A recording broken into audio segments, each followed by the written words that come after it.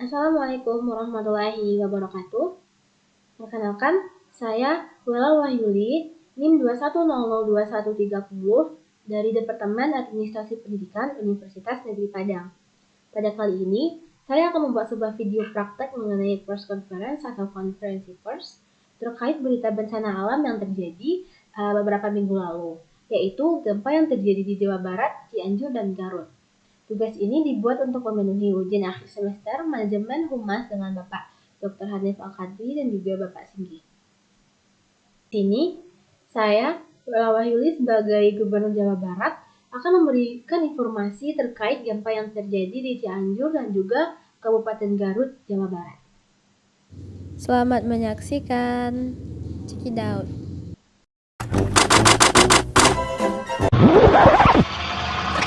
Gempa bumi terjadi pada Senin siang, berpusat di Kabupaten Cianjur, Jawa Barat. Gempa dengan kecepatan 5,6 ini memiliki dampak yang sangat besar hingga menelan banyak korban.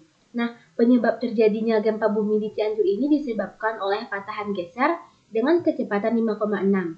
Selain menelan korban, gempa Cianjur juga mengakibatkan kerusakan yang sangat parah sekali, mulai dari bangunan seperti rumah dan sekolah dan juga tempat ibadah. Setelah beberapa hari, terjadi juga gempa di Garut, Jawa Barat. Gempa ini terjadi pada tanggal 3 Desember 2022 pada sore hari. Gempa di Garut ini terjadi dengan kecepatan 6,1 di Kabupaten Garut. Gempa yang terjadi di Garut tidak menimbulkan korban jiwa. Dalam gempa ini hanya 2 orang yang mengalami luka ringan dan sudah mendapatkan perawatan di puskesmas terdekat. Nah, gempa yang terjadi di Garut ini mengalami kerusakan yang tidak terlalu parah dibandingkan dengan gempa yang terjadi di Cianjur. Berapa korban jiwa yang diakibatkan oleh gempa yang terjadi di Cianjur dan Garut? Nah, untuk Kabupaten Cianjur, Jawa Barat, mencatat jumlah korban jiwa akibat bencana gempa bumi ini mencapai 600 orang. Sebagian besar tidak terdata. Nah, korban untuk meninggal dunia tercatat 355, ditambah dengan 8 orang yang belum ditemukan. Selain itu, jumlah korban bertambah setelah dilakukannya pendataan ulang di mana sekitar 265 korban gempa yang meninggal tidak dilaporkan, namun langsung dimakamkan oleh keluarga begitu saja. Sebelumnya, korban tewas akibat gempa Cianjur bertambah menjadi 335 orang. Setelah tim SAR gabungan berhasil mengevakuasi jenazah bocah laki-laki berusia 11 tahun di desa Cibulukan, Kecamatan Cugenang, sedangkan 8 lainnya masih dalam keadaan meninggal saat sedang dicari. Selain itu, dalam gempa Garut tidak menelan korban jiwa. Dalam gempa Garut ini hanya 2 orang yang mengalami kerusakan ringan dan sudah mendapatkan perawatan di puskesmas terdekat. Apa yang akan Ibu lakukan setelah melihat secara langsung?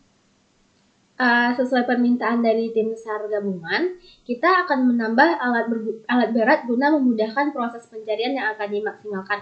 Seperti yang telah kita lihat secara langsung bahwa sangat banyak sekali rumah-rumah, masjid, dan bangunan-bangunan lainnya itu runtuh. Dengan demikian tentunya kita tidak akan bisa melakukan evakuasi dengan manual saja. Oleh karena itu kita akan menambah alat berat untuk membantu pencarian korban ini. Dan juga sesuai permintaan keluarga, pencarian dapat dilakukan sampai anggota keluarga mereka yang hilang ini ditemukan, sehingga kita akan memperpanjang waktu untuk memaksimalkannya lagi. Pemkab Cianjur terus berkoordinasi dengan Basarnas dan seluruh jajaran TNI, Polri, dan unsur lainnya dalam proses pencarian terhadap 8 orang yang diduga masih tertimbun tanah longsor di warung sate Sinta dan Cedil. Waktu perpanjangan itu akan diupayakan lebih maksimal dengan harapan korban yang hilang bisa secepatnya ditemukan. Kami akan melakukan koordinasi untuk pencarian yang dilakukan semaksimal mungkin sampai korban itu bisa ditemukan. Untuk penanganan yang dilakukan adalah dengan membuat posko bencana alam bagi korban bencana gempa. Kemudian setelah itu memberikan bantuan makanan untuk korban bencana alam tersebut.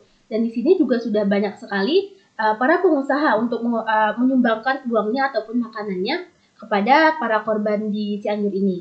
Untuk ini saya menghimbau agar warga Cianjur dan Garut untuk selalu berhati-hati jika terjadi lagi gempa susulan dan juga menghimbau warga untuk menjauhi daerah-daerah yang rawan seperti gedung-gedung yang sudah mau roboh.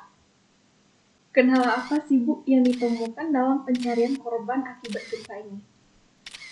Kendala yang ditemukan dalam pencarian korban akibat gempa Garut dan Cianjur ini yaitu mengenai cuaca, terutama saat datang karena turun hujan, sehingga rawan terjadi longsor susulan yang dapat mengancam keselamatan tim. Dengan terjadinya hujan tersebut, tentunya kita akan lebih berhati-hati agar tidak terjadinya runtuhan longsor.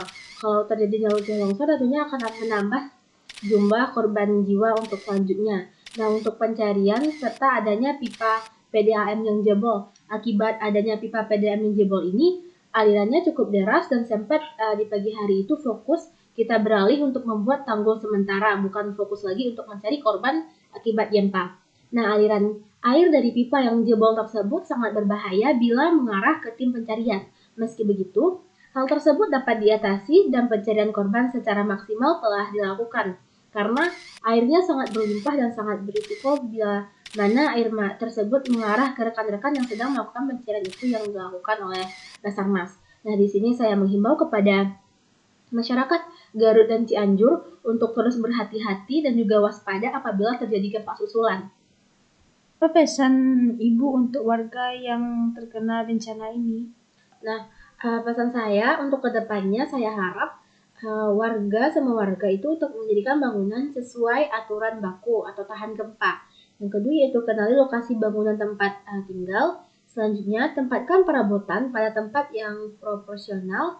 Siapkan peralatan seperti senter, P3K, makanan instan, dan lain-lainnya. Periksa penggunaan listrik dan gas.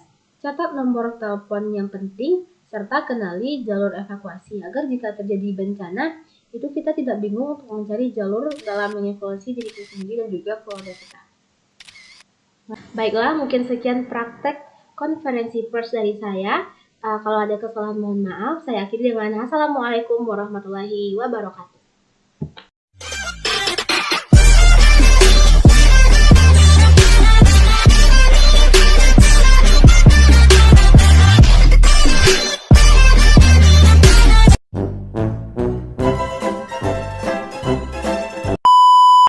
Kok itu langsung?